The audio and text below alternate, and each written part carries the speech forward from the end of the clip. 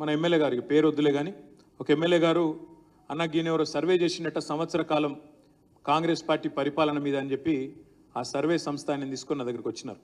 దాదాపు అర్ధగంట 40 నిమిషాలు వారితో గడిపిన నేను. వారు చెప్తా ఉన్నారు, సార్ మీరు నేను చెప్పేది నమ్మరు, నేను మీకు ఆనాడు కూడా చేరుకునే ప్రయత్నం చేసిన ఎన్నికల సందర్భంగా.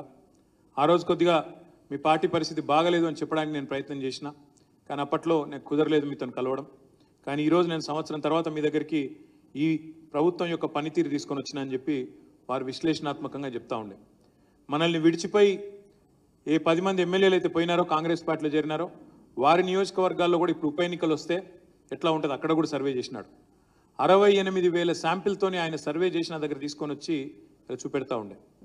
ఇక నేను దాని వివరాలు మీకు చెప్పాను కానీ ఎందుకంటే ఆయన టీవీలో కూర్చొని చెప్తా సార్ నేను అన్నాడు ఆయన చెప్పుకొని.